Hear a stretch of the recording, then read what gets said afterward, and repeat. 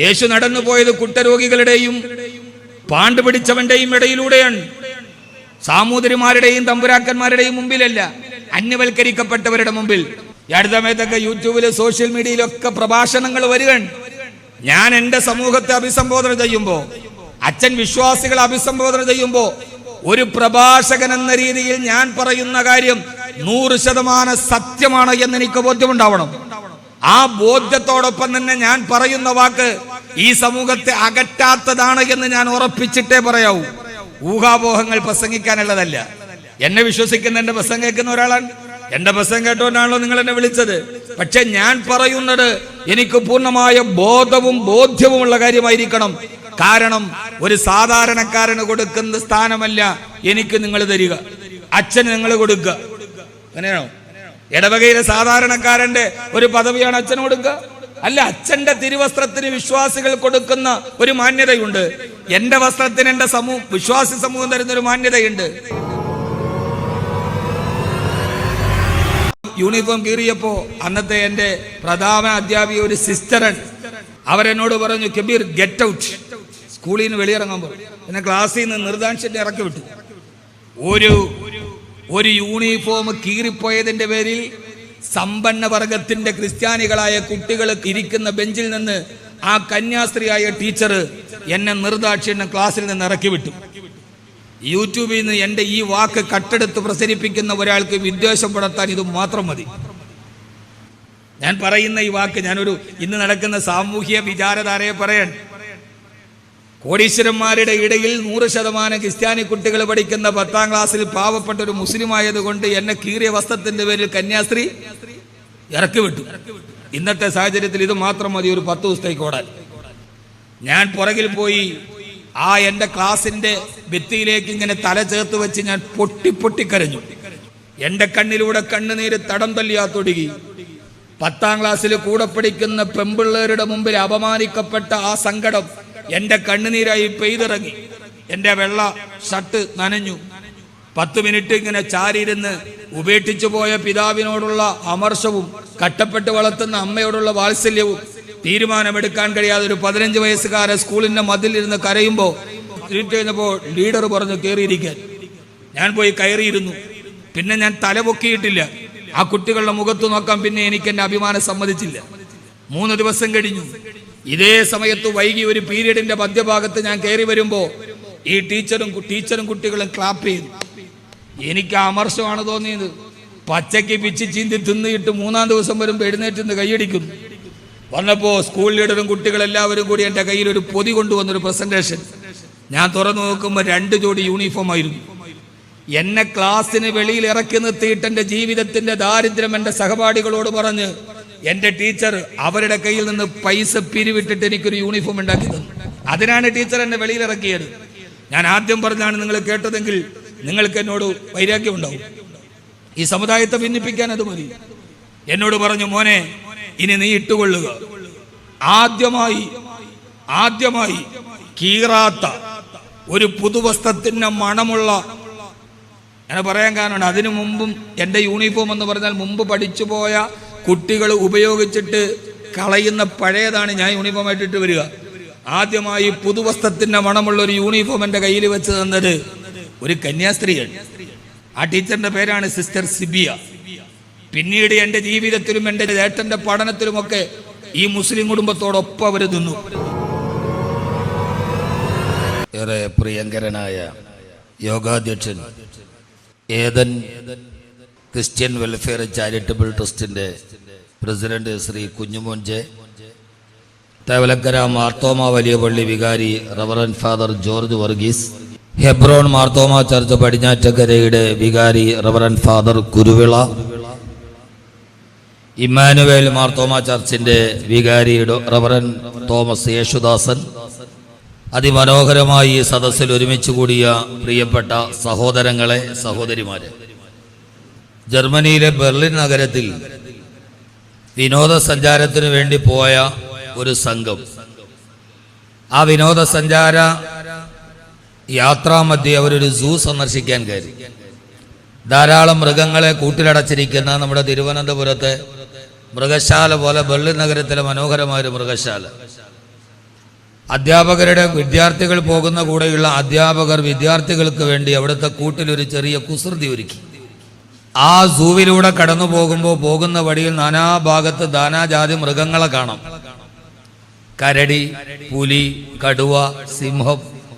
സാധാരണയായി നമുക്കറിയാം എല്ലാ കൂടിൻ്റെ മുമ്പിലും ആ കൂടിൻ്റെ ഉള്ളിൽ കിടക്കുന്ന മൃഗത്തിൻ്റെ പേര്, ശാസ്ത്രീയ നാമം, അത് കാണപ്പെടുന്ന പ്രദേശം വൃഷ്ടിപ്രദേശത്താണോ, ശൈത്യപ്രദേശത്താണോ, ശീതപ്രദേശത്താണോ, അതിൻ്റെ ലോകത്തുള്ള സാന്നിധ്യം, എങ്ങനെ ഒരു ചെറിയ ബയോഡാറ്റ കൂടിൻ്റെ മുമ്പിൽ എഴുതി വെച്ചിട്ടുണ്ടാവും. അങ്ങനെ ഓരോ മൃഗങ്ങളെയും കണ്ട് വിദ്യാർത്ഥികളും അധ്യാപകരും പോയി ഓരോ മൃഗങ്ങളെയും അതിൻ്റെ ബയോഡാറ്റയും കണ്ടുപോകുമ്പോൾ ഏറ്റവും അവസാനം ഒരു വലിയ കൂട്, ആ കൂടിൻ്റെ മുമ്പിൽ ഒരു വലിയ ബോർഡ് എഴുതി വെച്ചിട്ടുണ്ട്. അതിങ്ങനെയാണ്: ഈ കൂടിൻ്റെ ഉള്ളിൽ അടയ്ക്കപ്പെട്ടിരിക്കുന്ന മൃഗം ലോകത്തിലെ ഏറ്റവും അപകടകാരിയായ മൃഗമാണ്.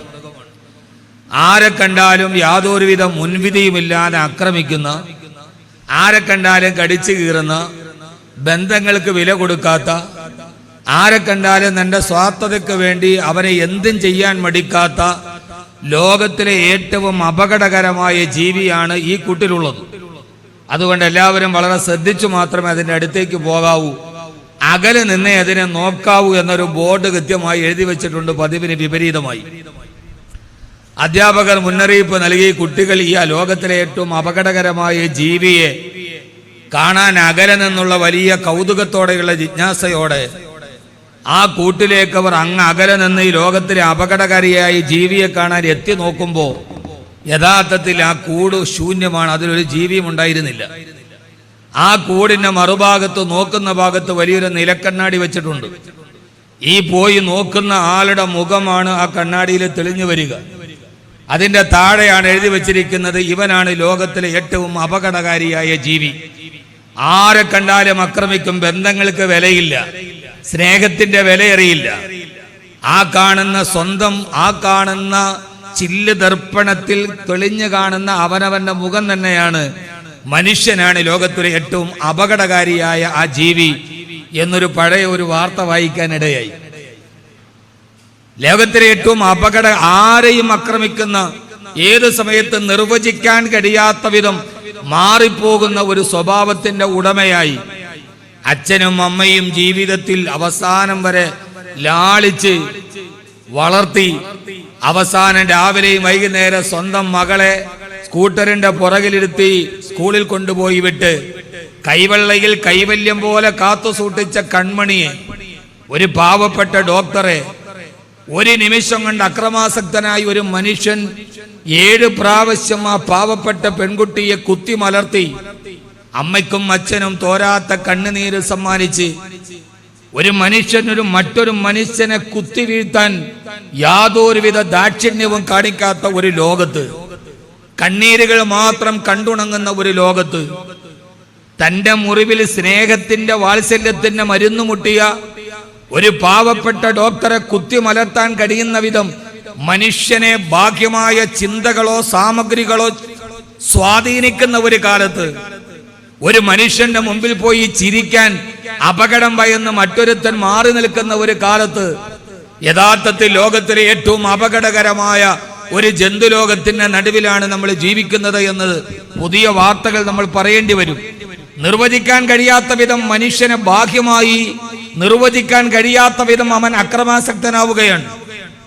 വൈകുന്നേര നേരങ്ങളിൽ സായാഹ്ന സമയത്ത് ചെന്താമരപ്പൂ കുമ്പുന്നത് പോലെ മുഖമൊളിപ്പിച്ച് കടലിന്റെ ഉള്ളിലേക്ക് ഇറങ്ങിപ്പോകുന്ന അസ്തമയ സൂര്യനെ കണ്ട് പൊട്ടിച്ചിരിച്ച് കടന്നുപോകുന്ന ഒരു ഓളങ്ങളെ കീറിമലിച്ചു പോകുന്ന ബോട്ട് സ്വാഭാവികമായും അറിഞ്ഞ് ഒരു വീട്ടിലെ യാത്ര പറഞ്ഞു പോയ 12ഓളം അംഗങ്ങൾ സ്വപ്നലോകത്തിലേക്ക് ജാലക വിരികൾ തുറന്ന് കടന്നുപോയ പിഞ്ചുകുട്ടികൾ ചിതറിത്തെറിച്ച വളപ്പൊട്ടുകളുടെ അപ്പുറത്ത് വെള്ളത്തുണിയിൽ പൊതിഞ്ഞ് ഒരു കുടുംബത്തിലെ 12 പേരെ ഒരു നിമിഷം കൊണ്ട് നഷ്ടപ്പെട്ട് നെഞ്ചത്തടിച്ച് ആട്ടത്തഹട്ടിക്കുന്ന പാവപ്പെട്ട ഒരു മനുഷ്യന്റെ മുഖത്ത് ആ ഫോട്ടോ കാണുമ്പോ, വീഡിയോ കാണുമ്പോ അതിന്റെ താഴെ നിനക്കിതൊക്കെ സംഭവിക്കണം, നിന്റെ ജാതി ഇതല്ലേ എന്ന് പറയും വിധം, നിന്റെ മതം ഇതല്ലേ, നിന്റെ ജാതി ഇതല്ലേ, നീ ജനിച്ച സ്ഥലം ഇതല്ലേ എന്ന് അലറിക്കരയുന്ന മനുഷ്യന്റെ കണ്ണീരിന് പോലും ജാതിയും വർഗവും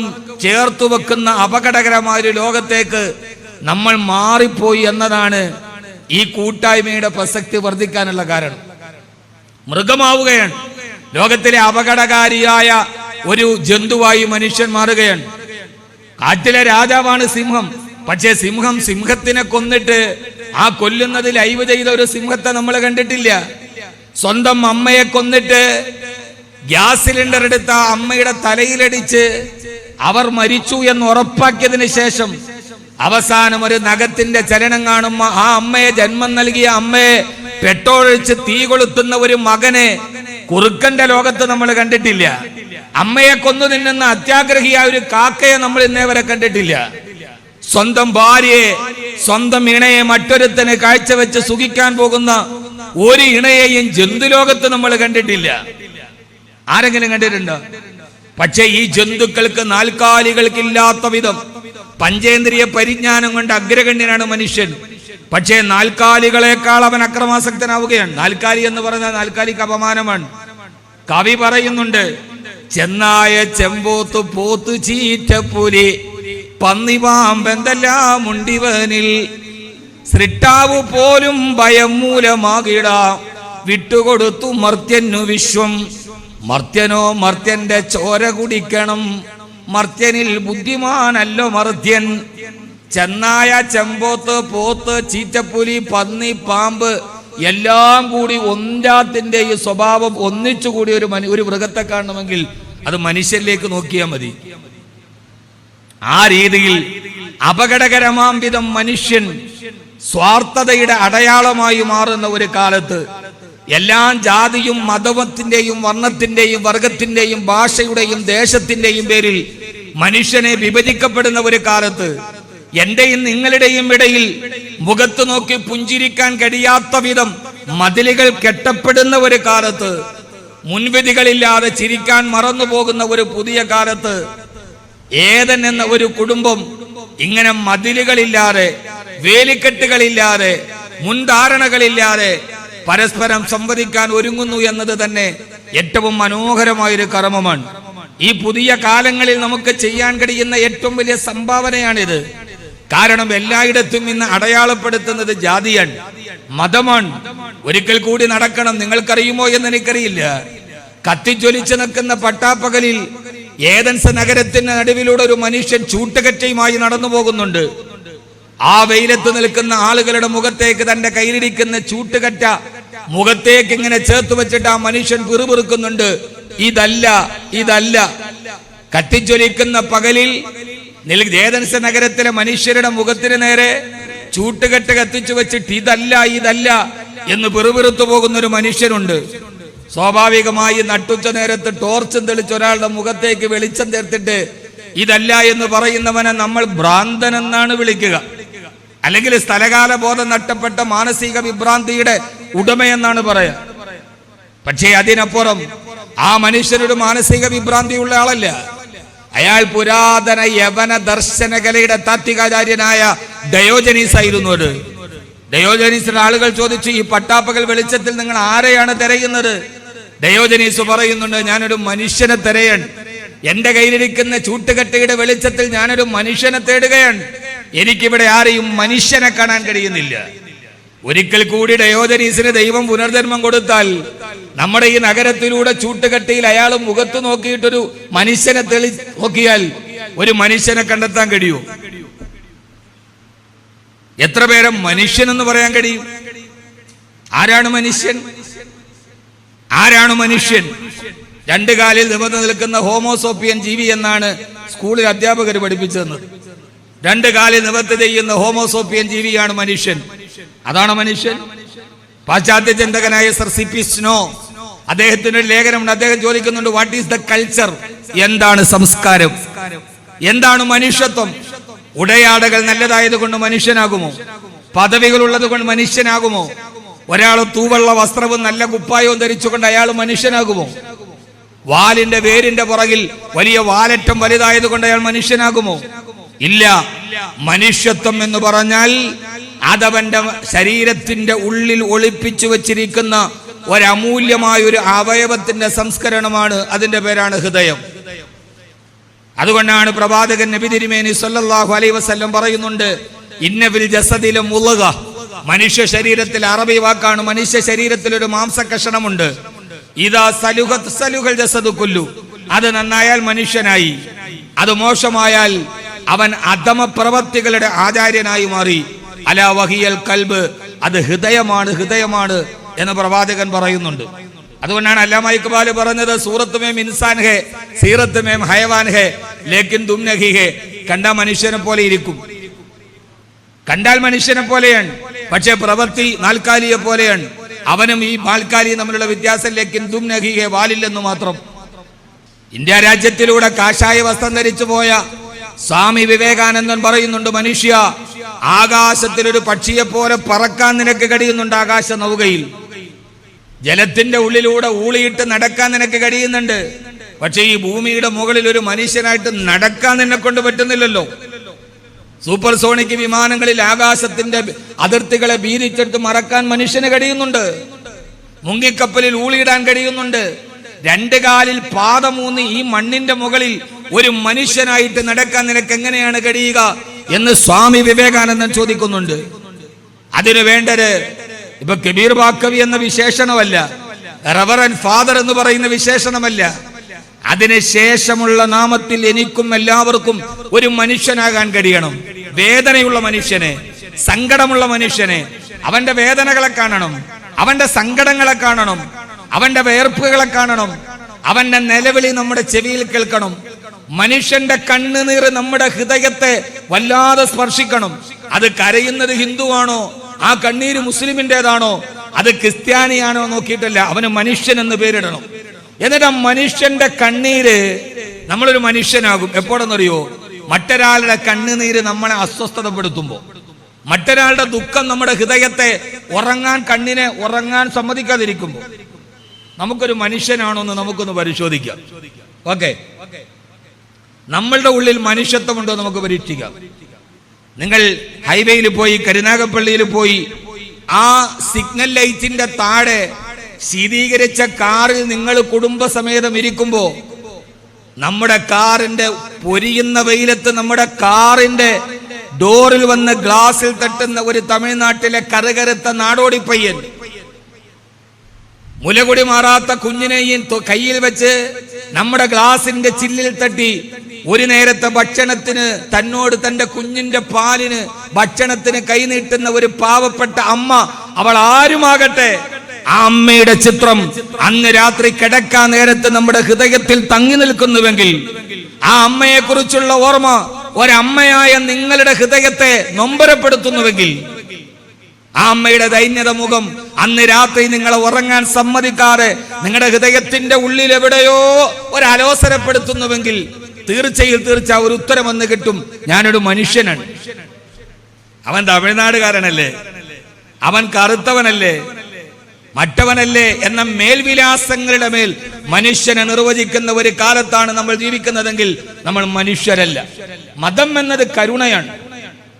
മതത്തിന്റെ പേരിൽ മനുഷ്യനെ കണ്ടെത്താനാണ്. മാധവ സേവയാണ് മാനവ സേവ. ഹൃദയത്തിന്റെ ഉള്ളിലേക്ക് മതം കടക്കണം.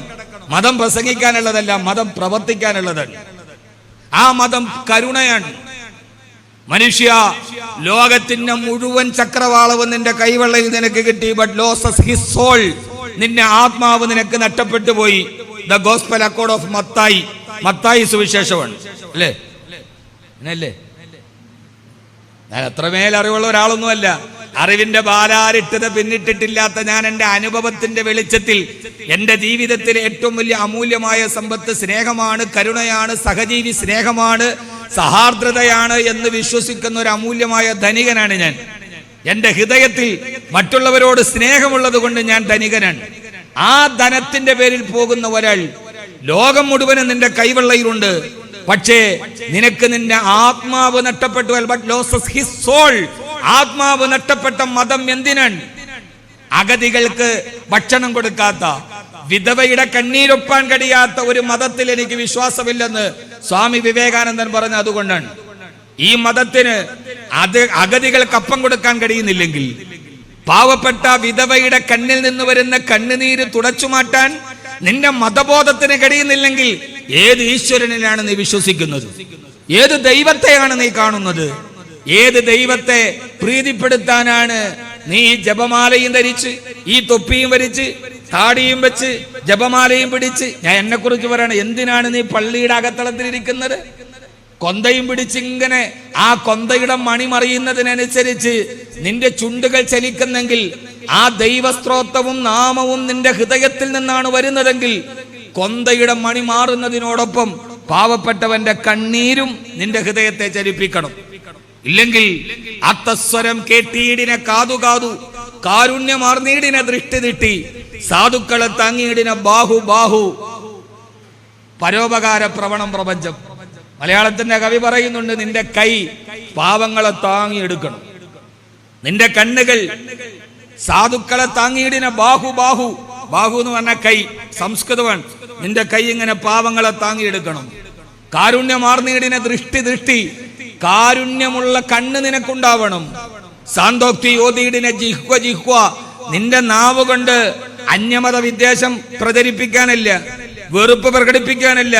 ദൈവം നാക്കുന്നതിനാൻ, മനുഷ്യനെ അകറ്റാനാണ്, മതങ്ങളുടെ മേൽ മനുഷ്യനെ തമ്മിലെടുപ്പിക്കാനാണ്. എനിക്ക് ഈ ദൈവം ഈ നാക്ക് തന്നത് എന്തിനാണ്? വേലിക്കെട്ട് കെട്ടാനല്ല. വേലികെട്ടുകളെ പൊളിച്ചിട്ട് സാന്തോക്തി യോധീടിനെ ജിഹ്വ നിന്റെ ഈ നാവ് കൊണ്ട് ഒരു പാവപ്പെട്ടവന് സാന്ത്വനം കൊടുക്കാൻ കഴിയണം. നിന്റെ നാവ് അതിനു വേണ്ടിയാണ്. നമ്മുടെ നാവിനെ സൂക്ഷിക്കണം. ഈ അടുത്ത സമയത്തൊക്കെ യൂട്യൂബില് സോഷ്യൽ മീഡിയയിലൊക്കെ പ്രഭാഷണങ്ങൾ വരികയാണ്. ഞാൻ എൻ്റെ സമൂഹത്തെ അഭിസംബോധന ചെയ്യുമ്പോ, അച്ഛൻ വിശ്വാസികളെ അഭിസംബോധന ചെയ്യുമ്പോ, ഒരു പ്രഭാഷകൻ എന്ന രീതിയിൽ ഞാൻ പറയുന്ന കാര്യം 100% സത്യമാണ് എന്ന് എനിക്ക് ബോധ്യമുണ്ടാവണം. ആ ബോധ്യത്തോടൊപ്പം തന്നെ ഞാൻ പറയുന്ന വാക്ക് ഈ സമൂഹത്തെ അകറ്റാത്തതാണ് എന്ന് ഞാൻ ഉറപ്പിച്ചിട്ടേ പറയാവൂ. ഊഹാപോഹങ്ങൾ പ്രസംഗിക്കാനുള്ളതല്ല. എന്നെ വിശ്വസിക്കുന്ന, എന്റെ പ്രസംഗം കേൾക്കുന്ന ഒരാളാണ്. എന്റെ പ്രസംഗം കേട്ടോണ്ടാണല്ലോ നിങ്ങൾ എന്നെ വിളിച്ചത്. പക്ഷെ ഞാൻ പറയുന്നത് എനിക്ക് പൂർണ്ണമായ ബോധ്യവുമുള്ള കാര്യമായിരിക്കണം. കാരണം ഒരു സാധാരണക്കാരന് കൊടുക്കുന്ന സ്ഥാനമല്ല എനിക്ക് നിങ്ങൾ തരിക, അച്ഛന് നിങ്ങൾ കൊടുക്കുക. അങ്ങനെയാണോ? ഇടവകയിലെ സാധാരണക്കാരന്റെ ഒരു പദവിയാണ് അച്ഛന് കൊടുക്കുക? അല്ല, അച്ഛന്റെ തിരുവസ്ത്രത്തിന് വിശ്വാസികൾ കൊടുക്കുന്ന ഒരു മാന്യതയുണ്ട്. എന്റെ വസ്ത്രത്തിന് എന്റെ വിശ്വാസി സമൂഹം തരുന്ന ഒരു മാന്യതയുണ്ട്. വൈദ്യനും വൈദികനും വാദ്യാരും നന്നായാൽ ലോകം നന്നായി എന്നാണ്. വൈദ്യനും വൈദികനും വാദ്യാരും നന്നായാൽ ലോകം നന്നായി എന്നാണ്. കാരണം ഈ 3 ആളുകളുടെ മുമ്പിലാണ് ജനം വരുന്നത്. നമ്മൾ എന്ത് പറയുന്നു അവിടേക്ക് നമുക്ക് ജനങ്ങളെ തിരിക്കാൻ കഴിയും. ഇന്നെല്ലാം മനുഷ്യനെ തമ്മിൽ അകറ്റാനാണ്. അത് പ്രസംഗമാണെങ്കിലും ശരി, കലയാണെങ്കിലും ശരി, സിനിമയാണെങ്കിലും ശരി, നാടകമാണെങ്കിലും ശരി. ഞാൻ ആ നിലപാടുകാരനാണ്. അത് നാടകമാണെങ്കിലും സിനിമയാണെങ്കിലും എന്തുകൊണ്ടാണ് കല എന്ന് പറയുന്നത്? മനുഷ്യനെ അടുപ്പിക്കാനുള്ളതാണ്, അല്ലേ? കല എന്തിനുള്ളതാണ്? കല എപ്പോഴും മനുഷ്യനോട് നന്മ പറയാനാണ്. സിനിമ എന്തിനാണ്? സിനിമ നന്മയുടെ ഇതിവൃത്തമാവണം. പണ്ടത്തെ സിനിമകൾ അങ്ങനെയാണ്. കാനനച്ചോലയിൽ ആടുമേക്കാൻ ഞാനും വരട്ടെയോ നിന്റെ കൂടെ. കാമുകി കാമുകനോട് ചോദിക്കുമ്പോ കാമുകൻ പറയുന്ന മറുപടി, അച്ഛനും അമ്മയും കിടന്നുറങ്ങുമ്പോ വേലി ചാടിയിട്ട് നീ പോരെ, ഞാൻ കൊണ്ടോക്കോളന്നല്ല. പാടില്ല നമ്മൾ താനെ പാടേ മറന്നൊന്നും ചെയ്തുകൂടാ.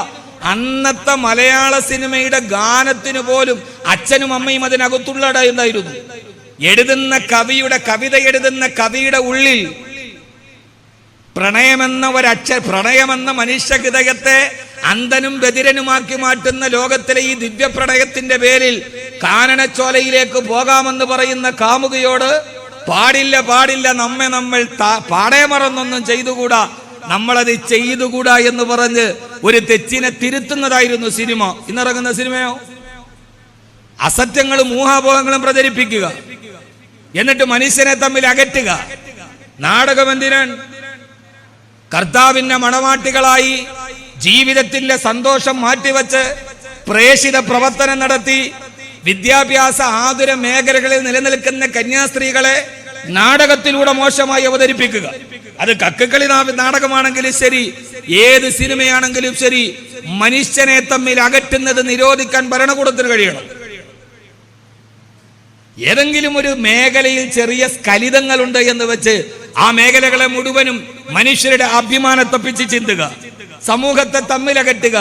ഇതിന്റെയൊക്കെ ഏറ്റവും പ്രധാനപ്പെട്ട പ്രശ്നം എല്ലാം മനുഷ്യത്വം നഷ്ടപ്പെടുന്നു എന്നെടുത്താണ്.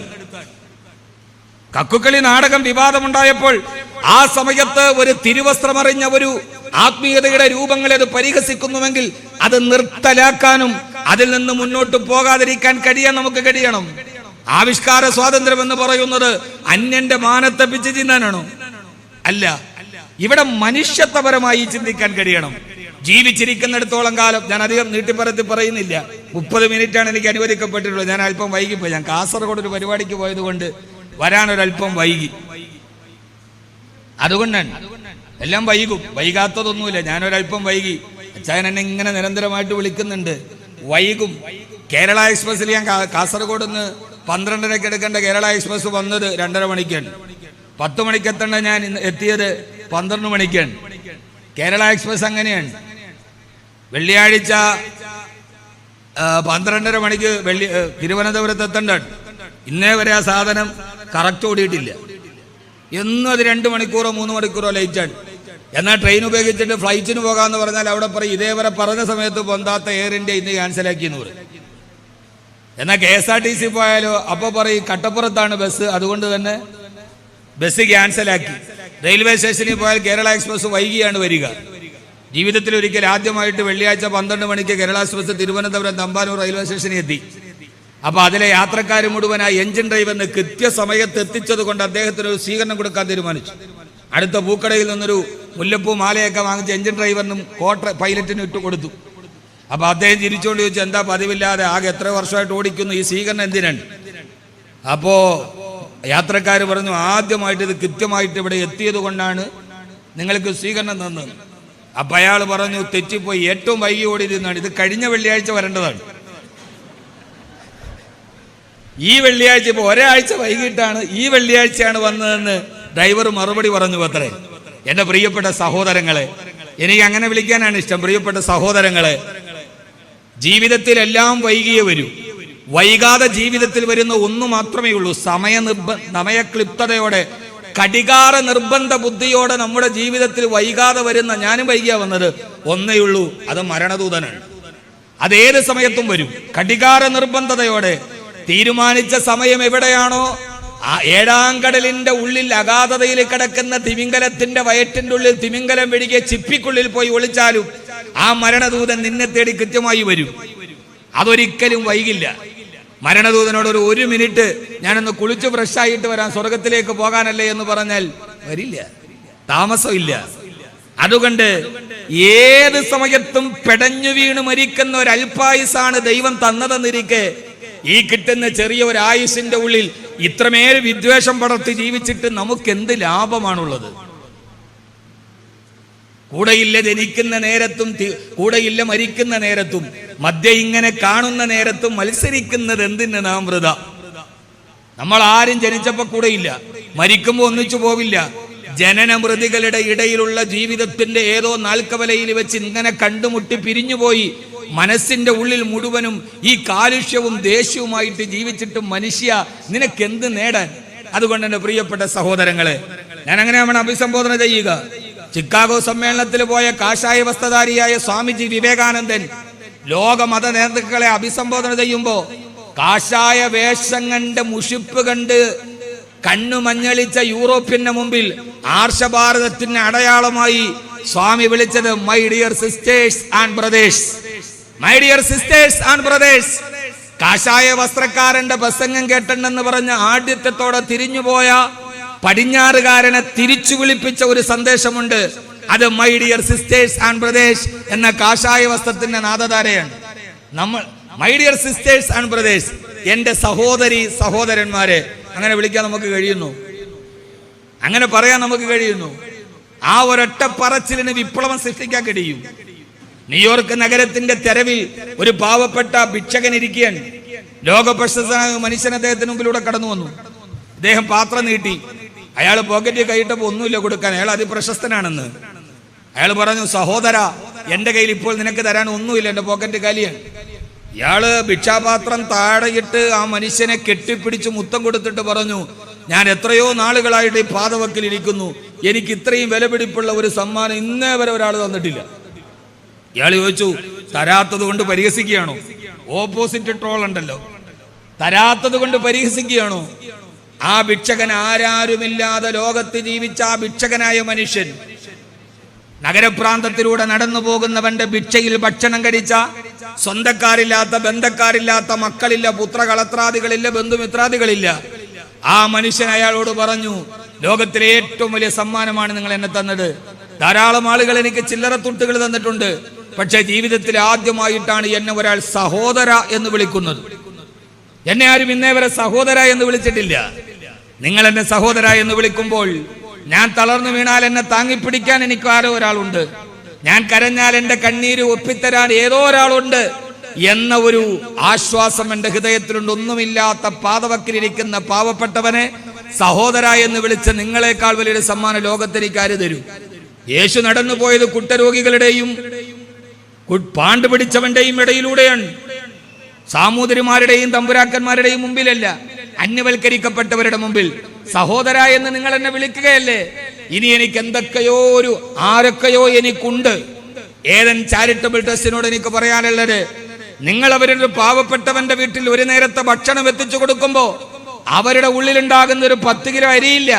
നാളെ പട്ടിണി കിടന്ന് ഞാൻ മരിക്കില്ല, വിശക്കുന്ന നേരത്തെ എനിക്ക് ഭക്ഷണം എത്തിക്കാൻ വരുന്ന ഏതോ ഒരു കൂടപ്പുറപ്പ് എനിക്കുണ്ട് എന്നവരുടെ മനസ്സിൽ തോന്നിക്കാൻ കഴിയുന്നു എന്നതാണ് ഈ ചാരിറ്റിയുടെ പ്രത്യേകത. ഞാൻ പട്ടിണി കിടന്ന് മരിക്കില്ല ഏതനുള്ളിടത്തോളം കാലം. ആരും നോക്കാനില്ലാതെ ഞാൻ ഇവിടെ കിടന്ന് പുഴുവരിച്ചു പോവില്ല ഈ പാവപ്പെട്ടവരെ ചേർത്ത് പിടിക്കുന്ന മാലാകമാരുള്ളിടത്തോളം കാലം. അതിന് 1 കോടി കൊടുക്കണമെന്നൊന്നുമില്ല, 1 ലക്ഷം കൊടുക്കണമെന്നുമില്ല, ഒന്നുമില്ല. അവരെ നമ്മൾ ചേർത്ത് പിടിക്കണം. അവരാണ് നമ്മുടെ ഏറ്റവും പ്രധാനപ്പെട്ട അസറ്റ് എന്ന് പറയുന്ന അവരാണ്. ബ്രിട്ടീഷുകാർക്കെതിരെ പോരാട്ടം നടത്താൻ വേണ്ടി ഉപ്പ് സത്യാഗ്രഹം തീരുമാനിച്ചു. അന്ന് AICC കൂടിയപ്പോ ഗാന്ധിജി നടത്താൻ പോകുന്ന സമരത്തിന് എന്ത് പേരിടണം? അപ്പൊ ഗാന്ധിജിയാണ് പറഞ്ഞത് ഉപ്പ് സത്യാഗ്രഹം. അന്ന് AICCയിലെ മെമ്പർമാര് പറഞ്ഞു, ഒരു വലിയ സമരം നടത്തുമ്പോ ഏറ്റവും ചെറിയ ഉപ്പിന്റെ പേരോ, ഇതിനൊരു പേരിനൊരു ഗരിമയില്ല. അന്ന് ഇന്ത്യയുടെ ആത്മാവിനെ കണ്ടറിഞ്ഞ ഗാന്ധിജി പറഞ്ഞൊരു മറുപടിയുണ്ട്, ഇന്ത്യയിൽ താമസിക്കുന്ന ഏറ്റവും അവസാനത്തെ പരമദരിദ്രനായ മനുഷ്യനെ സ്പർശിക്കാൻ കഴിയുന്ന ഒരു പേരെ ഞാൻ എന്റെ സമരത്തിന് കൊടുക്കൂ, അത് ഉപ്പാണ്. ഉപ്പ് തൊടാത്ത ദരിദ്ര നേതാവുള്ളത്.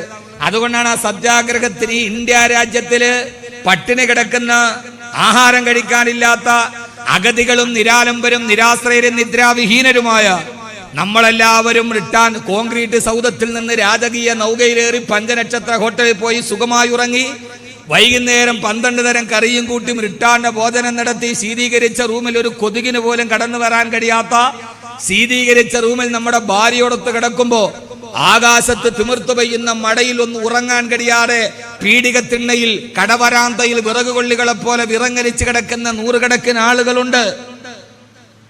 നമ്മുടെ മക്കളെ കൈ നിറയെ സ്വർണവും കൊടുത്ത് അവരെ വലിയ വെള്ള തിരുവസ്ത്രവും ധരുത്തി അച്ഛന്റെ അടുക്കൽ കൊണ്ടുപോയി മനസ്സമ്മതവും നടത്തി ബെൻസ് കാറയിൽ നമ്മുടെ കുഞ്ഞിങ്ങനെ കയറിപ്പോകുമ്പോ ആ നമ്മുടെ മകളുടെ കൂടെ സ്കൂളിൽ പഠിച്ചിട്ട് 30 വയസ്സായിട്ട് പോലും സ്ത്രീധനം എന്ന് പറയുന്ന ദുരാചാരത്തിന്റെ പേരിൽ വിവാഹത്തിന്റെ സൗഭാഗ്യം നഷ്ടപ്പെട്ടു പോയി. അപ്പുറത്തിരിക്കുന്ന ഒരു ചെറ്റക്കുടിലിരുന്ന് അതിന്റെ ഓലക്കാതുകൾക്കിടയിലൂടെ തന്റെ കൂടെ പഠിച്ച കുബേരന്റെ മക്കൾ കൈനിറയെ സ്വർണ്ണമിട്ടിട്ടുകൊണ്ട് മംഗല്യത്തിലോട്ട് കടന്നു പോകുമ്പോ നെടുവീർപ്പിട്ടിട്ട് കരയുന്ന 100 കണക്കിന് പാവപ്പെട്ട പെൺകുട്ടികളുണ്ട് നമ്മുടെ ഇടയിൽ.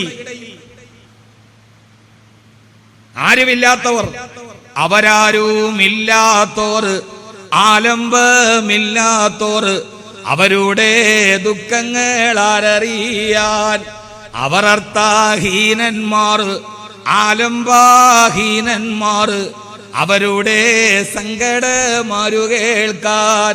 സങ്കടം കേൾക്കാൻ ആരുമില്ലാത്ത, ദുഃഖമറിയാൻ ആരുമില്ലാത്ത പാവങ്ങളോട് ചേർത്ത് നിൽക്കുമ്പോഴാണ്, അവരുടെ അടുക്കലേക്ക് പോകുമ്പോഴാണ് നമ്മൾ മനുഷ്യരാവുക. ഒരു വാർഡ് മെമ്പറിന് ദൈവത്തിന്റെ ഏറ്റവും വലിയ തൃപ്തി കിട്ടും എപ്പോഴെന്നറിയോ? ഞാൻ ജയിച്ചു വന്ന വാർഡിന്റെ ഉള്ളിൽ ഉച്ചക്കഞ്ഞി കുടിക്കാത്തൊരു വീടുണ്ടെങ്കിൽ ആ വീടിനെ തെരഞ്ഞു പിടിച്ചു പഞ്ചായത്തിന് അറിയിച്ചിട്ട് ആ വീട്ടിൽ ഒരു നേരത്തെ ഭക്ഷണം കൊടുക്കുമ്പോഴാണ് ആ വാർഡ് മെമ്പർ മാലാകയാകുക. അല്ലേ? ഒരു വാർഡ് മെമ്പറിന് ചെയ്യാൻ പറ്റുന്ന ഏറ്റവും വലിയ സുഹൃതങ്ങൾ എത്രയുണ്ട്?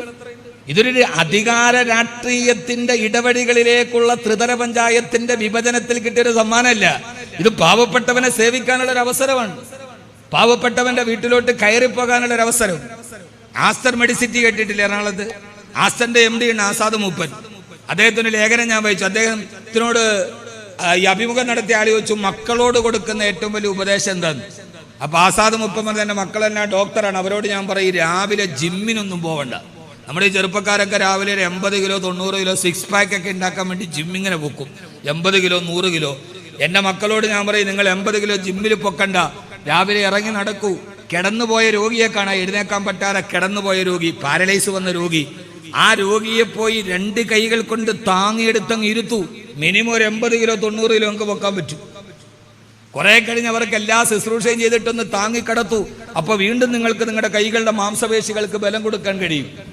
ജിമ്മിൽ പോയി ഭാരമുയർത്തുന്നതിലല്ല, തളർന്നു കിടക്കുന്നവനെ ചാരിയിരുത്തി വാത്സല്യത്തോടെ കൊടുക്കാൻ കഴിയുന്ന സേവനത്തിനാണ് ഞാൻ മക്കളോട് പറയുന്നത്. ആസാദ് മൂപ്പൻ പറയാറുണ്ട്. നമ്മൾ പറയാം മക്കളോട്, മക്കൾ രാവിലെ ജിമ്മിൽ പോവുകയാണ്. അതുകൊണ്ട് ഞാൻ ഏറെ പറയുന്നില്ല. അറബിയിൽ ഒരു ആപ്തവാക്യമുണ്ട്, ഖൈറുൽ കലാമി മാ കല്ലാവതല്ല. അരോചകമാകും വിധം സുദീർഘമാവാത്ത അർത്ഥദ്യോതകവും ആശയസമ്പുഷ്ടവും അർത്ഥവൈപുല്യവുമുള്ള പ്രഭാഷണമാണ് അത്യുത്തമം എന്നാണ് ആപ്തവാക്യം. അതുകൊണ്ട് കൂടുതലൊന്നും പറയാതെ ഈ നന്മകളെ മരണം വരെ കാത്തു സൂക്ഷിക്കണം. അതിനൊത്തിരി വേണ്ട. 2012 എനിക്ക് തോന്നുന്നു, കാരണം വല്ലാത്ത ചൂടുമാണ്, അധിക നേരം ഇരിക്കുന്നത് അത്രമേൽ സുഖകരമാവില്ല. പിന്നെ നിങ്ങളൊരു വലിയ പ്രാർത്ഥന ഇവിടെ നടത്തി, ഇയാൾ എങ്ങനെയും ഒന്ന് നിർത്തിയാൽ മതിയല്ലേ. ദൈവമേ, ഇയാളൊന്ന് നിർത്തിയിരുന്നെങ്കിൽ എന്ത് ചെയ്തതിനെന്ന് വിചാരിച്ച് ചിലപ്പോൾ നിങ്ങൾ പ്രാർത്ഥന നടത്തേണ്ടി വരും. അതുകൊണ്ട് മനുഷ്യനായി ജീവിക്കുക, നല്ലവനായി ജീവിക്കുക.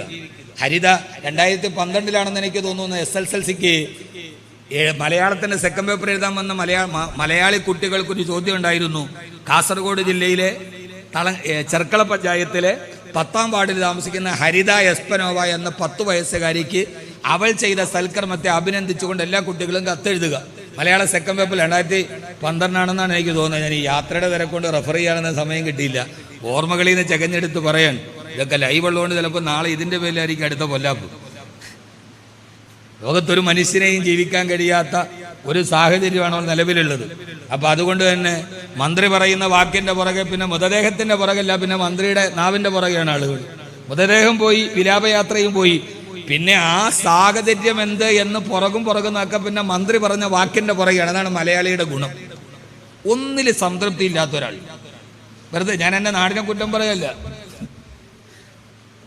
നാളികേരത്തിൻ്റെ നാട്ടിൽ എനിക്കൊരു നാടിയിടങ്ങണി മണ്ണുണ്ടെന്ന് പറഞ്ഞാൽ എനിക്ക് നാട് പ്രിയങ്കരം. പക്ഷെ നമ്മുടെ സ്വഭാവം വളരെ മോശമാണ്. നിങ്ങളൊരു അറബിയുടെ കണ്ടാലേ, അറബിയോട് ചോദിച്ചു നോക്ക്, കൈഫൽ ഹാൽ എന്ന് പറഞ്ഞാൽ ഹൗ ആർ യു, അറബിയിൽ അങ്ങനെയൊക്കെ എന്താ വിഷയം. അപ്പൊ അയാൾ പറയും ഖൈർ, പൂർണ്ണ സന്തോഷം. അല്ലാഹ് പടച്ചോനെല്ലാം നന്നിട്ട് പൂർണ്ണ സന്തോഷമാണ്. നിങ്ങൾ ഹിന്ദിക്കാരനോട് ചോദിക്കുക, ഭായ് കൈസാ ഹെ, ഖൈരിയത്തെ ഭയ്യ. നിങ്ങൾ ബംഗാളികൾ കൈസാ ഹെ, ഖൈരിയത്തെ ഭയ്യ. തമിഴനോട് പോയിട്ട് ഭായ് അണ്ണ എപ്പടി ഇருக்கு, நல்லா இருக்குப்பா, സന്തോഷം, നിമ്മതിയാ ഇருக்கு. ഒരു പാവപ്പെട്ട്. നിങ്ങൾ ഒരു മലയാളിയോട് ചോദിക്കുക എങ്ങനെയുണ്ട്, ആ തട്ടിമുട്ടി ഇങ്ങനെ പോകുന്നു. ഒരു വിധത്തിൽ ഇങ്ങനെ തട്ടിമുട്ടിയൊക്കെ പോകുന്നു. കിട്ടിയ സംതൃപ്തിയെ, ദൈവത്തിന്റെ അനുഗ്രഹത്തെ അടയാളപ്പെടുത്താൻ പോലും തയ്യാറല്ലാത്ത വിധം സ്വാർത്ഥതയുടെ ഒരു പര്യായമായി നമ്മൾ അറിഞ്ഞോ അറിയാതെയോ മാറിപ്പോയിട്ടു. അതുകൊണ്ടാണ് നമ്മൾ മറ്റുള്ളവന്റെ പുറകെ യാത്രയാകുന്നത്. ഹരിത എസ്പനോവ ചെയ്ത, ഞാൻ ഒരു അവസാനിപ്പിക്കും, ഹരിത എസ്പനോവ ചെയ്ത സൽക്കർമ്മം എന്താണെന്നറിയോ? അവളൊരു കൊച്ചുകുട്ടിയാണ്. അവളുടെ അച്ഛനും അമ്മയും വിഷുക്കൈ നീട്ടം കൊടുത്ത, ഓണത്തിന് സമ്മാനമായി കൊടുത്ത, മിഠായി വാങ്ങിക്കാൻ കൊടുത്ത ചെറിയ പൈസ അവളൊരു ചെറിയ പാത്രത്തിൽ ഇട്ടു വെച്ചു. അന്നത്തെ ദിവസം മധ്യവേനൽ അവധിക്ക് ഇതുപോലൊരു വെക്കേഷന് സ്കൂൾ അടയ്ക്കാൻ പോയപ്പോൾ എല്ലാവരും തുള്ളിക്കളിച്ച് പൂമ്പാറ്റകളോട് കവിതയും കഥയും പറഞ്ഞ് വേനൽക്കാല അവധി ആഘോഷിക്കാൻ കുട്ടികൾ തുള്ളിപ്പോകുമ്പോൾ ഹരിത എന്ന 10 വയസ്സുകാരി ചെറിയ പാത്രമായി തന്റെ ടീച്ചറിന്റെ അടുക്കൽ ചെണ്ടുവന്നു, ടീച്ചർ ഇതെന്റെ സമ്പാദ്യമാണ്, ഇതൊന്ന് പൊട്ടിക്കണം. അവരത് പൊട്ടിച്ചു. മോളെ ഇത് എന്തിനാണ് നോക്കിയപ്പോൾ 272 രൂപ 35 പൈസ ഉണ്ടായിരുന്നു. പൊന്നുമോളുടെ ചെറിയ സമ്പാദ്യം, ചെറിയ നമ്മുടെ കുടുക്ക. എന്തിനാണ്? അവൾ പറഞ്ഞു, കഴിഞ്ഞ വർഷം ഞാൻ സ്കൂളിൽ വരുമ്പോൾ എൻ്റെ കൂടെ ഈ പലക ബെഞ്ചിൽ എൻ്റെ തൊട്ടടുത്തിരുന്ന് പഠിച്ച എൻ്റെ കളിക്കൂട്ടുകാരിയുണ്ട്. ഞങ്ങൾ ഒന്നിച്ച് പേപ്പർ കളിക്കുകയും മറ്റും കളിച്ച എൻ്റെ കൂട്ടുകാരി സുമയ്യ കാസർഗോഡ് എൻഡോസൽഫാൻ വിഷദുരന്തത്തിൻ്റെ അടിമയായി മലാശയവും മൂത്രാശയവും വെളിയിലേക്ക് തള്ളി അവൾ ഗുരുതരമായി രോഗം ബാധിച്ച് വീട്ടിലാണ്. അവൾ സ്കൂളിൽ വന്നിട്ടില്ല. ഈ പൈസ എൻ്റെ കൂട്ടുകാരി സുമയ്യയ്ക്ക് കൊണ്ടുപോയി കൊടുക്കണം. ഞാൻ അവൾക്ക് വേണ്ടി കരുതി വെച്ചതാണ്. അധ്യാപികയുടെ കണ്ണ് നിറഞ്ഞുപോയി. ഇത് ഞാൻ സുമയ്യക്ക് വേണ്ടി മിഠായി കൊടുക്കാൻ അമ്മ കൊടുത്ത ചില്ലറത്തുട്ട് പോലും കളിബെഞ്ചിൽ അടുത്തിരുന്ന കൂട്ടുകാരിക്ക് വേണ്ടി മാറ്റിവെച്ച ഹരിത. അത് വലിയ വാർത്തയായി. പിന്നീട് ആ സ്കൂളിലെ മുഴുവൻ കുട്ടികളും അവരുടെ സമ്പാദ്യം ഒരു പാത്രത്തിൽ ശേഖരിക്കാൻ തുടങ്ങി. പിറ്റേ വർഷം മുഴുവൻ കുട്ടികളും ആ പാത്രം പൊട്ടിച്ചപ്പോൾ 2,73,242 രൂപ 65 പൈസ ഉണ്ടായിരുന്നു അവരുടെ സമ്പാദ്യം. ആ സ്കൂളിൽ ദുരന്തബാധിതരായി കിടക്കുന്ന കുട്ടികളുടെ വീട്ടിൽ കൊണ്ടുപോയി കൊടുത്തു ഹരിത എന്ന കുട്ടി. അതിന് തുടക്കമിട്ടത് ഈ 10 വയസ്സുകാരിയാണ്. അതുകൊണ്ട് നമ്മൾ വലിയ ധനികരാകണമെന്നില്ല. ഉള്ളതിൽ നിന്നൊരല്പനേരം മാറ്റിവെച്ച് മറ്റുള്ളവന് കൊടുക്കാൻ കഴിയുന്ന, കൂട്ടുകാരി സുമയ്യയ്ക്ക് കൊടുക്കാൻ കഴിയുന്ന ഒരു ബോധമുണ്ടല്ലോ, ആ ബോധത്തിനാണ് ഇന്ന് വിലയുള്ളത്. നമുക്കിടയിൽ മതിലുകൾ തീർക്കുന്ന ഒരു കാലത്ത് മതിലുകൾക്കപ്പുറം ഒന്നിച്ച് ചേർന്ന് നിൽക്കാൻ കഴിയുന്നു. ഹരിതയ്ക്ക് സുമയെ ഓർമ്മ വരണം. ഞാനിത് പറയുന്നത് എന്തുകൊണ്ടെന്നറിയോ? ഞാനിത് പറയുന്നത് ഇത് പാരീശാളല്ലേ, പള്ളിയുടെ പാരീശാളാണ്. എൻ്റെ സ്വദേശം കൊല്ലമല്ല, എൻ്റെ സ്വദേശം ഇടുക്കി ജില്ലയിലാണ്. ഇടുക്കി ജില്ലയിലെ കാഞ്ഞാർ എന്ന് പറയുന്ന പെരിയാറിൻ്റെ ഓളങ്ങൾ തടം തല്ലിയാതൊടുക്കുന്ന സുന്ദരിപ്പെണ്ണിൻ്റെ കാലിൽ കിടക്കുന്ന വെള്ളിക്കൊലുസ് പോലെ ഈ കരിങ്കല്ലിൽ, വെള്ളാരക്കല്ലിൽ ജലമിങ്ങനെ തട്ടിത്തളർന്നു പോകുന്ന ഒരു പെരിയാറിൻ്റെ ഓരത്താണ് എൻ്റെ വീട്. എൻ്റെ വീട്ടിൽ നിന്ന് വാതിൽ തുറന്നാൽ പിന്നെ താഴെ പുഴയാണ്. അവിടെയാണ് ഞാൻ ജീവിച്ചത്. എൻ്റെ നാട്ടിലൊരു മിക്സഡ് കമ്മ്യൂണിറ്റിയാണ്. ക്രിസ്ത്യൻസാണ് കൂടുതൽ. ക്രിസ്ത്യൻസും മുസ്ലിം എല്ലാവരും ഉണ്ട്. മുസ്ലിംസാണ് കുറച്ചുകൂടി കൂടുതൽ. ഞാൻ പഠിച്ചത് ഒരു കോൺവെന്റ് സ്കൂളിലാണ്. എൻ്റെ പ്രാഥമിക വിദ്യാഭ്യാസം saint Joseph LP school Arakkulam. ഹൈസ്കൂളിൽ പോയത് saint Thomas UP school Arakkulam, അല്ല UP സ്കൂളിൽ പോയത്. പിന്നീട് ഹൈസ്കൂളിൽ പോയത് saint Mary's high school Arakkulam. Idukki ജില്ലയിലെ ഏറ്റവും പ്രധാനപ്പെട്ട 3 കോൺവെന്റ് സ്കൂളിലാണ് ഞാൻ പഠിച്ചത്, ക്രിസ്ത്യൻ മാനേജ്മെന്റിന്റെ സ്കൂളിൽ. ഈ 3 സ്കൂളിൻ്റെയും ഇടയിൽ ഒരു ചെറിയ മഠമുണ്ട്, തിരുഹൃദയ മഠം, സേക്രഡ് ഹാർട്ട് തിരുഹൃദയ മഠം. SH കോൺവെന്റ് എന്നാണ് ഞങ്ങൾക്കറിയാം. ഞങ്ങളുടെ ബസ് സ്റ്റോപ്പ് അവിടെയാണ്. ഇനി ഞാൻ എൻ്റെ പിതാവിനെ ജീവിതത്തിൽ കണ്ടിട്ടില്ല. ദാരിദ്ര്യത്തിൻ്റെ അങ്ങേയറ്റത്തെ നെരുപ്പോടിൽ കിടന്ന് ജീവിച്ച ഒരാളാണ് ഞാൻ. എൻ്റെ പിതാവിനെ ഞാൻ കണ്ടിട്ടില്ല. എൻ്റെ ഉമ്മയുടെ ഗർഭാശയത്തിൽ 6 മാസം പ്രായമുള്ളപ്പോൾ പിതാവ് ഉപേക്ഷിച്ചു പോയി. പിന്നെ അമ്മയാണ് എന്നെ വളർത്തിയത്. 24 വർഷം കൂലിപ്പണി ചെയ്ത് ഒരു കോൺട്രാക്ടറിൻ്റെ കീഴിൽ കരിങ്കല്ല് ചുമന്ന് എൻ്റെ അമ്മ എന്നെ വളർത്തി. ഞാനും എൻ്റെ ബ്രദറും എൻ്റെ ചേട്ടനും. എൻ്റെ മോനിരിപ്പുണ്ട് എൻ്റെ കൂടെ, അവർക്കറിയാം, എൻ്റെ മോനാണ്. അങ്ങനെയാണ് എൻ്റെ അമ്മ എന്നെ വളർത്തിയത്. അമ്മയെ അറിയണം നമ്മൾ. അമ്മ എന്നുള്ള 2 അക്ഷരത്തിൽ ഈ ബ്രഹ്മാണ്ഡ സാഹിത്യമൊക്കെ കുറിപ്പതായി. കഴിഞ്ഞ മാസം കൊല്ലം സെഷൻസ് കോടതി ഒരു മകനെ ജീവപര്യന്തം ശിക്ഷിച്ചു. മകനെയും കൂട്ടുകാരൻ. എന്തിനെന്നറിയോ? പാവപ്പെട്ട അമ്മയെ മകൻ കഴുത്തിന് കുത്തിപ്പിടിച്ച് കയ്യും കാലും കെട്ടിയിട്ട് കൂട്ടുകാരൻ തലക്കടിച്ചു കൊന്ന് 2 പേരും കൂടെ അമ്മയെ 3 കഷണങ്ങളാക്കി വീടിൻ്റെ പുറകിൽ കുഴിച്ചിട്ടു. ജന്മം നൽകിയ അമ്മയെ കൂട്ടുകാരനോടൊത്ത് എന്തിനെന്നറിയോ? മദ്യം കുടിക്കാൻ പൈസ കൊടുക്കാത്തതിൻ്റെ പേരിൽ. അമ്മമാരുടെ കണ്ണുനീറുകൾ ചാലിട്ടൊടുക്കുന്ന ഒരു കാലം, അമ്മ എന്ന ഒന്നിന് ജീവിതത്തിൽ ഒരു സ്ഥാനവും കൊടുക്കാത്ത കാലം. ഈ അമ്മയോട്, അമ്മയെ അറിയാത്ത വിദ്യാഭ്യാസം എന്തിന്? അമ്മ അറിയാത്ത ആദിശങ്കരൻ ജ്ഞാനപീഠമെല്ലാം ജ്ഞാനഗോകുലം കയറിയിട്ട് വീട്ടിൽ വന്നപ്പോൾ അമ്മ ആര്യാമ്പ കടപ്പിലാണ്. അമ്മ ആര്യാമ്പയോട് ഈ മകൻ വലിയ വിജ്ഞാനമൊക്കെ നേടി വരുമ്പോൾ അമ്മ ആര്യാമ്പയോട് മകൻ ചോദിക്കുന്നുണ്ട്, അമ്മ ഞാൻ എന്ത് തരണം? എന്നിട്ട് ഈ ആദിശങ്കരൻ ചോദിക്കുന്നുണ്ട് ആര്യാമ്പയോട്, അമ്മേ നൈരുച്യം ധനുശോഷണം മലമയി ശയ്യാച്ച സാമ്പത്സരെ. അമ്മേ, എൻ്റെ അമ്മയ്ക്ക് ഏറ്റവും കൂടുതൽ ഭക്ഷണത്തിനോട് അരുചി തോന്നിയത് നൈരുച്യം ധനുശോഷണം മലമയി. നൈരുച്യം, അമ്മയ്ക്ക് ഭക്ഷണത്തിനോട് രുചിയില്ലായിരുന്നല്ലേ അമ്മേ? ധനുശോഷണം, അമ്മയുടെ ശരീരം മെലിഞ്ഞു പോയല്ലേ അമ്മേ? ഞാൻ അമ്മയുടെ വയറ്റിൻ്റെ ഉള്ളിൽ കിടന്ന കാലത്താണല്ലേ അമ്മയ്ക്ക് ഭക്ഷണത്തിനോട് രുചിയില്ലായിരുന്നത്? ഞാൻ അമ്മയുടെ വയറ്റിൽ കിടന്ന അമ്മയുടെ പോഷകാഹാരം മുഴുവനും വലിച്ചെടുത്തത് കൊണ്ടല്ലേ അമ്മയുടെ ശരീരം മെലിഞ്ഞു പോയത്? മലമയി ശയ്യാച്ച സാമ്പത്സരെ. മാസങ്ങളോളം അമ്മ കിടന്നുറങ്ങിയ വിരിപ്പ് എൻ്റെ മലമൂത്രത്തിൻ്റെ മുകളിലായിരുന്നല്ലേ അമ്മേ? നമുക്ക് അമ്മയോട് ചോദിക്കാൻ. ജീവിതത്തിൽ വരെ UK-യിലും ബ്രിട്ടനിലും ഒക്കെ പോയി നേഴ്സിംഗും ഡോക്ടറേറ്റും ഒക്കെ പഠിച്ച് ഇപ്പം അച്ഛന്മാർ പറയുന്നുണ്ട് അങ്ങനെ പോകേണ്ട ഇവിടെ ആളില്ലെന്ന്. എല്ലാവരും, കുടുംബമൊന്നും വേണ്ട ആർക്കും, എല്ലാവരും പെട്ടെന്ന് UK-ക്ക് പറക്കാൻ തിരിച്ചു വന്ന് എല്ലാ ഡോക്ടറേറ്റും എടുത്തിട്ട് അമ്മയെ തിരിച്ചറിയുന്ന ഒരു വിജ്ഞാനമില്ലെങ്കിൽ ഏത് വിജ്ഞാനത്തിന്റെ ഗോപുരം കയറിയിട്ട് എന്ത് കാര്യം? ആ അമ്മയെ തിരിച്ചറിയാൻ കഴിയാത്ത കാലത്ത് എൻ്റെ അമ്മ 28 വർഷം എന്നെ കൂലിപ്പണി എടുത്താണ് വളർത്തിയത്. എൻ്റെ അമ്മയുടെ ജോലി കൂടുതലും ഈ മഠത്തിലാണ്. ഞാൻ കൂടുതലും കഴിച്ചത് ആ മഠത്തിലെ ഭക്ഷണമാണ്, കോൺവെന്റിൽ. ഒന്നുമില്ലാത്തപ്പോൾ ഉച്ചയ്ക്ക് സ്കൂളിൽ പോകുമ്പോൾ എൻ്റെ കൂടെയുള്ള ബാക്കി എല്ലാവരും നല്ല നസറാണി പിള്ളേരാണ്. എന്നെ പറഞ്ഞുകൊണ്ട് കേസുണ്ടോ? ഇപ്പോൾ ഒന്നും പറയാൻ പറ്റില്ല, എല്ലാം കേസാണ്. ഞങ്ങളുടെ നാട്ടിൽ ഇടുക്കിയിലൊക്കെ പറയാം നസറാണി പയ്യന്മാരെന്ന് പറയും.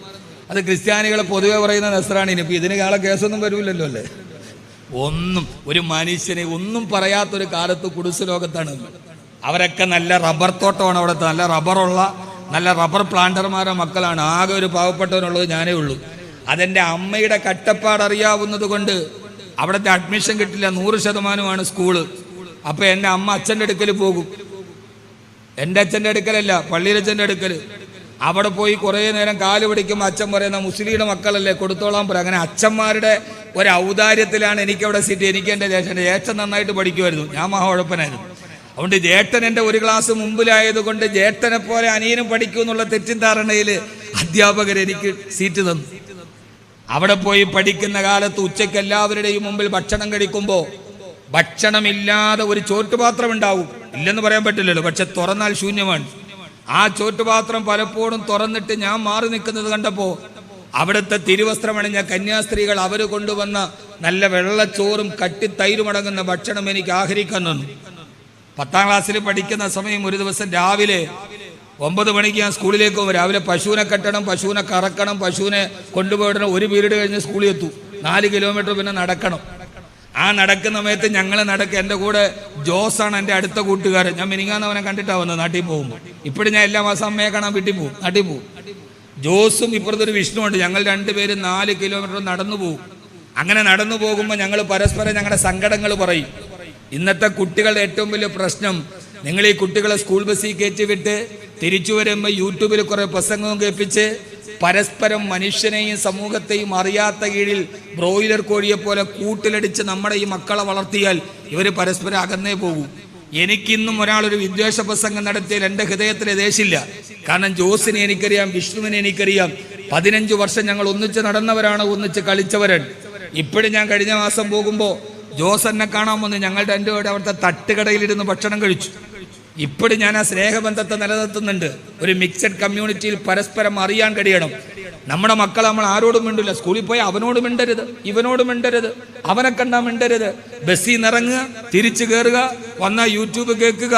അങ്ങനെ പറയുന്നതൊക്കെ പരമസത്യമാണെന്ന് കരുതി അറിയാതെ അകന്നു പോയവരാണ് ഞങ്ങൾ. ഞാൻ അവിടെ നിൽക്കുമ്പോൾ, ഞാൻ അവസാനിപ്പിക്കുന്നു, ഞാൻ അവിടെ നിൽക്കുമ്പോൾ എൻ്റെ വസ്ത്രം കീറിയതാണ്. ഒറ്റ യൂണിഫോം ഉള്ളൂ, കീറിയിട്ടേ ഉള്ളൂ. അപ്പോൾ ഇത് ഇവിടെ പറഞ്ഞില്ലെങ്കിൽ പിന്നെ വേറെ എവിടെ പറയാം. ആ യൂണിഫോം കീറിയപ്പോ അന്നത്തെ എൻ്റെ പ്രധാന അധ്യാപിക ഒരു സിസ്റ്ററൻ, ഈ നാടകം നടത്തുന്നവർ ഈ സിസ്റ്ററെ പറഞ്ഞു കൊടുക്കണം. അവരെന്നോട് പറഞ്ഞു, കബീർ ഗെറ്റ് ഔട്ട്, സ്കൂളിൽ നിന്ന് വെളിയിറങ്ങാൻ പറഞ്ഞു. എന്നെ ക്ലാസ്സിൽ നിന്ന് നിർദ്ദാക്ഷിണ്യം ഇറക്കി വിട്ടു. ഒരു യൂണിഫോം കീറിപ്പോയതിൻ്റെ പേരിൽ സമ്പന്ന വർഗത്തിന്റെ ക്രിസ്ത്യാനികളായ കുട്ടികൾ ഇരിക്കുന്ന ബെഞ്ചിൽ നിന്ന് ആ കന്യാസ്ത്രീയായ ടീച്ചർ എന്നെ നിർദാക്ഷിണ്യം ക്ലാസ്സിൽ നിന്ന് ഇറക്കി വിട്ടു. യൂട്യൂബിൽ നിന്ന് എൻ്റെ ഈ വാക്ക് കട്ടെടുത്ത് പ്രസരിപ്പിക്കുന്ന ഒരാൾക്ക് വിദ്വേഷം പുലർത്താൻ ഇത് മാത്രം മതി. ഞാൻ പറയുന്ന ഈ വാക്ക് ഞാനൊരു ഇന്ന് നടക്കുന്ന സാമൂഹ്യ വിചാരധാരയെ പറയാൻ. കോടീശ്വരന്മാരുടെ ഇടയിൽ 100% ക്രിസ്ത്യാനി കുട്ടികൾ പഠിക്കുന്ന 10ാം ക്ലാസ്സിൽ പാവപ്പെട്ട ഒരു മുസ്ലിം ആയതുകൊണ്ട് എന്നെ കീറിയ വസ്ത്രത്തിന്റെ പേരിൽ കന്യാസ്ത്രീ ഇറക്കി വിട്ടു. ഇന്നത്തെ സാഹചര്യത്തിൽ ഇത് മാത്രം മതി ഒരു 10 ദിവസത്തേക്ക് ഓടാൻ. ഞാൻ പുറകിൽ പോയി ആ എൻ്റെ ക്ലാസിന്റെ ഭിത്തിയിലേക്ക് ഇങ്ങനെ തല ചേർത്ത് വെച്ച് ഞാൻ പൊട്ടിക്കരഞ്ഞു. എൻ്റെ കണ്ണിലൂടെ കണ്ണുനീര് തടം തല്ലിയാത്തൊടുകി. 10ാം ക്ലാസ്സിൽ കൂടെ പഠിക്കുന്ന പെമ്പിള്ളേരുടെ മുമ്പിൽ അപമാനിക്കപ്പെട്ട ആ സങ്കടം എൻ്റെ കണ്ണുനീരായി പെയ്തിറങ്ങി. എൻ്റെ വെള്ള ഷർട്ട് നനഞ്ഞു. 10 മിനിറ്റ് ഇങ്ങനെ ചാരിയിരുന്ന് ഉപേക്ഷിച്ചു പോയ പിതാവിനോടുള്ള അമർഷവും കട്ടപ്പെട്ട് വളർത്തുന്ന അമ്മയോടുള്ള വാത്സല്യവും തീരുമാനമെടുക്കാൻ കഴിയാതെ ഒരു 15 വയസ്സുകാരെ സ്കൂളിന്റെ മതിലിരുന്ന് കരയുമ്പോൾ 10 വയസ്സ് കഴിഞ്ഞപ്പോൾ ലീഡർ പറഞ്ഞു കയറിയിരിക്കാൻ. ഞാൻ പോയി കയറിയിരുന്നു. പിന്നെ ഞാൻ തലപൊക്കിയിട്ടില്ല. ആ കുട്ടികളുടെ മുഖത്ത് നോക്കാൻ പിന്നെ എനിക്ക് എൻ്റെ അഭിമാനം സമ്മതിച്ചില്ല. 3 ദിവസം കഴിഞ്ഞു. ഇതേ സമയത്ത് വൈകി ഒരു പീരീഡിന്റെ മധ്യഭാഗത്ത് ഞാൻ കയറി വരുമ്പോൾ ഈ ടീച്ചറും കുട്ടികളും ക്ലാപ്പ് ചെയ്തു. എനിക്ക് അമർഷമാണ് തോന്നിയത്. പച്ചയ്ക്ക് പിച്ച് ചീന്തി തിന്നിട്ട് 3ാം ദിവസം വരുമ്പോൾ എഴുന്നേറ്റ് കൈയടിക്കുന്നു. വന്നപ്പോൾ സ്കൂൾ ലീഡറും കുട്ടികളെല്ലാവരും കൂടി എൻ്റെ കയ്യിൽ ഒരു പൊതി കൊണ്ടുവന്നൊരു പ്രസന്റേഷൻ. ഞാൻ തുറന്നു നോക്കുമ്പോൾ 2 ജോഡി യൂണിഫോം ആയിരുന്നു. എന്നെ ക്ലാസ്സിന് വെളിയിൽ ഇറക്കി നിർത്തിയിട്ട് എൻ്റെ ജീവിതത്തിന്റെ ദാരിദ്ര്യം എൻ്റെ സഹപാഠികളോട് പറഞ്ഞ് എൻ്റെ ടീച്ചർ അവരുടെ കയ്യിൽ നിന്ന് പൈസ പിരിവിട്ടിട്ട് എനിക്കൊരു യൂണിഫോം ഉണ്ടാക്കി തന്നു. അതിനാണ് ടീച്ചർ എന്നെ വെളിയിൽ ഇറക്കിയത്. ഞാൻ ആദ്യം പറഞ്ഞാണ് നിങ്ങൾ കേട്ടതെങ്കിൽ നിങ്ങൾക്ക് എന്നോട് വൈരാഗ്യം ഉണ്ടാവും. ഈ സമുദായത്തെ ഭിന്നിപ്പിക്കാൻ അത് മതി. എന്നോട് പറഞ്ഞു, മോനെ ഇനി നീ ഇട്ടുകൊള്ളുക. ആദ്യമായി കീറാത്ത ഒരു പുതുവസ്ത്രത്തിന്റെ മണമുള്ള, ഞാൻ പറയാൻ കാരണം അതിനു മുമ്പും എൻ്റെ യൂണിഫോം എന്ന് പറഞ്ഞാൽ മുമ്പ് പഠിച്ചു പോയ കുട്ടികൾ ഉപയോഗിച്ചിട്ട് കളയുന്ന പഴയതാണ് ഞാൻ യൂണിഫോം ആയിട്ടിട്ട് വരിക. ആദ്യമായി പുതുവസ്ത്രത്തിന്റെ മണമുള്ള ഒരു യൂണിഫോം എൻ്റെ കയ്യിൽ വെച്ച് തന്നത് ഒരു കന്യാസ്ത്രീയാണ്. ആ ടീച്ചറിന്റെ പേരാണ് സിസ്റ്റർ സിബിയ. പിന്നീട് എൻ്റെ ജീവിതത്തിലും എൻ്റെ ചേട്ടന്റെ പഠനത്തിലുമൊക്കെ ഈ മുസ്ലിം കുടുംബത്തോടൊപ്പം അവർ നിന്നു. പിന്നീട് ഞാൻ അവിടെ നിന്ന് പഠിക്കാൻ പോയി, ഖുർആൻ മനപ്പാഠമാക്കി. തിരുവനന്തപുരത്ത് പഠിച്ചു. പിന്നെ ഞാൻ വെല്ലൂർ പോയി. പിന്നെ പ്രഭാഷകനായി. പിന്നീട് ഞാൻ പ്രഭാഷകനായി പോപ്പുലാരിറ്റിയിലായി. ആ കാലത്ത് നിന്ന് അന്ന് ഞാനൊരു 10ാം ക്ലാസ്സിൽ പഠിക്കുമ്പോൾ ഞാൻ പഠനം നിർത്തിയിട്ട് ഹോട്ടലിൽ ജോലിക്ക് പോയിട്ടുണ്ട്. ഉടമ ചോദിച്ചു എന്ത് ജോലി വേണം? പ്ലേറ്റ് കഴുകണം, അല്ലെങ്കിൽ മേശ തുടയ്ക്കണം. ഞാൻ പറഞ്ഞു പ്ലേറ്റ് കഴുകിക്കോളാം. എന്താണെന്നറിയോ, ചായക്കടയുടെ പുറകിൽ വലിയ വിറക് ഇങ്ങനെ കൂട്ടിയിട്ടിട്ടുണ്ട്. അന്ന് ഈ പ്ലേറ്റുകൾ കൊണ്ടുപോയി അതിൻ്റെ കീഴിൽ കൊണ്ടുപോയിടും. കുട്ടികൾ മുമ്പിൽ കൂടെയാണ് പോവുക സ്കൂളിൽ. അതിൽ പതുങ്ങിയിരുന്ന് ആരും കാണാതെ കഴുകുകയും ചെയ്യാം. അന്ന് ഈ ഇറച്ചി തിന്നിട്ട് ആളുകൾ ചില 2-3 കഷണം വേവാത്ത കഷണങ്ങൾ കടിച്ചിട്ട് അതിൻ്റെ ബാക്കി ഇട്ടിരിക്കും. ഇറച്ചി തിന്നാനുള്ള കൊതി കൊണ്ട് ആരും അറിയാതെ വിറക് കൂനയുടെ പുറകിലിരുന്ന് ഞാനത് ആർത്തിയോടെ തിന്നിട്ടുണ്ട്. അങ്ങനെയുള്ള എന്നെ UAE പ്രസിഡന്റിന്റെ സെബീൽ പാലസിലെ അത്താഴ വിരുന്നിൽ വരെ ദൈവം എത്തിച്ചു, പടച്ചതമ്പുരാൻ എത്തിച്ചു. അങ്ങനെ പോപ്പുലാരിറ്റി ആയി ഇറങ്ങുമ്പോൾ ഒരു ദിവസം ഞാൻ എൻ്റെ ടീച്ചറിനെ കുറിച്ച് ഇങ്ങനെ സംസാരിച്ചു. എൻ്റെ ഒരു ആഗ്രഹമായിരുന്നു. അങ്ങനെ എല്ലാവരും കൂടി ഈ സിസ്റ്റർ സിബി അവരവിടെ നിന്ന് മാറിപ്പോയി. എൻ്റെ ടീച്ചറിനെ ഞാൻ അന്വേഷിച്ച് കണ്ടെത്തി. കോട്ടയം ജില്ലയിലെ കൂത്താട്ടുകുളത്തിൽ ഒരു മഠത്തിൽ വിശ്രമ ജീവിതം നയിക്കുന്നുണ്ട് എൻ്റെ പ്രിയപ്പെട്ട ടീച്ചർ സിസ്റ്റർ സിബിയ. ക്രിസ്മസ് കാലത്ത് ഞാനും എൻ്റെ ഭാര്യയും എൻ്റെ മക്കളും കൂടി സമ്മാനം വാങ്ങിച്ച ടീച്ചറിനെ കാണാൻ വേണ്ടി പോയി. ഞാൻ പറഞ്ഞു വന്നത്, ഇങ്ങനെ ഒരു ബഹുസ്വര സമൂഹത്തിന്റെ അപസ്വരങ്ങളും അസ്വസ്ഥതകളും നിറഞ്ഞ ഒരു ജീവിതത്തിൽ പരസ്പരം അറിഞ്ഞും കൊടുത്തും വാങ്ങിച്ചും ജീവിച്ച ഒരു കമ്മ്യൂണിറ്റിയിൽ നിന്ന് വന്നതുകൊണ്ടാണ് ഈ പ്രായത്തിലും എന്നെ ആർക്കും സ്വാധീനിക്കാൻ കഴിയാത്തത്. എൻ്റെ വായിൽ നിന്ന് വർഗീയതയുടെ ഒരു വാക്ക് വരാത്തത്. മരിക്കുന്നത് വരെ എൻ്റെ മക്കളോട് പോലും ഞാൻ പറയും, എന്തുണ്ടായാലും ഈ രാജ്യത്തിന്റെ നടുവിൽ ഒരു വർഗീയതയുടെ മതഭ്രാന്തിന്റെ വാക്ക് നിങ്ങൾ പറയരുത് എന്നതാണ് നിങ്ങളുടെ പിതാവിന് നിങ്ങളോടുള്ള വസിയത്ത്. അങ്ങനെ ജീവിക്കാനും നന്നായിട്ടറിയാനും പരസ്പരം അടുക്കാനും പാവങ്ങൾക്ക് കൈത്താങ്ങാവാനും നമുക്ക് കഴിയട്ടെ എന്ന പ്രാർത്ഥനയോടെ വളരെ വൈകി വന്നതിന് ക്ഷമ ചോദിച്ച് എന്നെ അന്വേഷിച്ച് അവിടം വരെ എത്തി എന്നെ ക്ഷണിച്ച നിങ്ങളോട് നന്ദി പറഞ്ഞ്, ഇത് ഇവിടെ നിന്ന് ഈ സ്ഥലത്തിന്റെ പേര് തേവലക്കര. ഈ സ്ഥലത്തിന്റെ പേര് ഇവിടെ നിന്ന് തേവലക്കരയിലേക്ക് എത്ര കിലോമീറ്റർ ഉണ്ട്?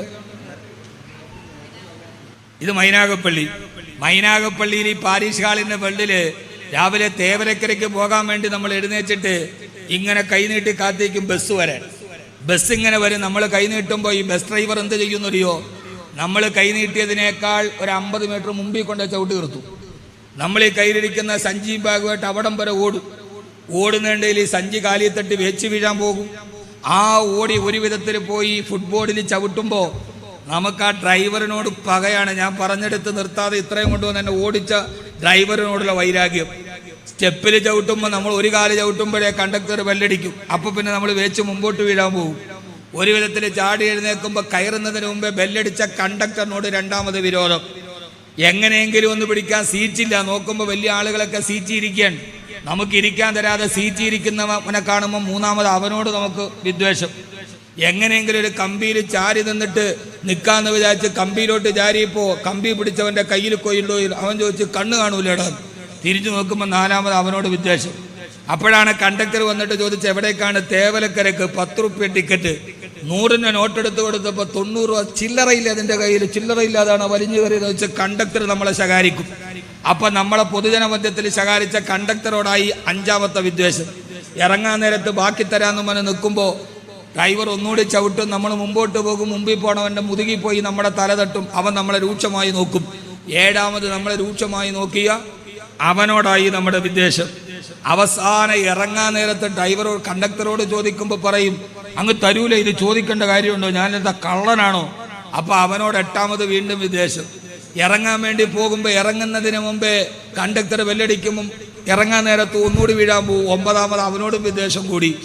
വണ്ടി പോകുമ്പോൾ താഴേക്ക് ചാടി ഇറങ്ങുമ്പോൾ റോഡിലൂടെ നടന്നു പോകുന്നവന്റെ ശരീരത്തുനിന്ന് തട്ടും. അവൻ തിരിഞ്ഞു നോക്കുമ്പോൾ 10ാമത് അവനോടും ദേഷ്യവും വിദ്വേഷവുമായി. ചുരുക്കി പറഞ്ഞാൽ എല്ലാ ദിവസവും ഇവിടെ നിന്ന് 2 കിലോമീറ്റർ സഞ്ചരിക്കുന്ന 10 മിനിറ്റിന്റെ ഉള്ളിൽ ഏറ്റവും മുന്നേ 10 പേരോടുള്ള വിദ്വേഷവും പകയും മനസ്സിൽ സൂക്ഷിച്ച് ജീവിക്കുന്ന നമ്മുടെ ഇടയിൽ ഇന്നത്തെ ദിവസം ഈ 30 മിനിറ്റ് പകയും വിദ്വേഷവും ഇല്ലാതെ പരസ്പരം അടുത്തറിഞ്ഞിങ്ങനെ പറയാൻ അവസരം നൽകിയ ഏദൻ ചാരിറ്റബിൾ ട്രസ്റ്റിന് ഈ സൗഹൃദത്തിന്റെ കൂട്ടായ്മ എന്ന് നിലനിൽക്കട്ടെ എന്ന് ആശംസിച്ചുകൊണ്ട് വൈകി വന്നതിന് ക്ഷമ ചോദിച്ച് വേറൊരു പരിപാടിയിൽ പോകാനുള്ളത് കൊണ്ട് പെട്ടെന്ന് തന്നെ പോകുമെന്ന് പറഞ്ഞ് ജീവിതത്തിന്റെ ഏതോ ഒരു യാത്രയിൽ കണ്ടുമുട്ടിയ ഈ സ്നേഹസമയം നമ്മുടെ മനസ്സിൽ നിന്ന് സൗഹൃദമായി നിലനിൽക്കട്ടെ, പ്രാർത്ഥിക്കണമെന്ന് വിനീതമായി അഭ്യർത്ഥിച്ചുകൊണ്ട് ഞാൻ ഇതിന് എല്ലാവിധ അഭിവാദ്യങ്ങളും അർപ്പിക്കുന്നു. നമസ്കാരം. സൗമ്യമായ ഭാഷയിൽ തന്റെ ജീവിത അനുഭവങ്ങളിലൂടെ നമ്മുടെ അവരുടെയും ഹൃദയത്തിന്റെ ആഴത്തിൽ പതിഞ്ഞ ജീവനുള്ള സന്ദേശം നൽകിയ ബഹുമാനനായ ശ്രീ കബീർ ബാക്കവിക്ക് ഏദൻ ക്രിസ്ത്യൻ ചാരിറ്റബിൾ ട്രസ്റ്റിന്റെ ഹൃദയം നിറഞ്ഞ നന്ദിയും കടപ്പാടും സ്നേഹവും അറിയിക്കുന്നു.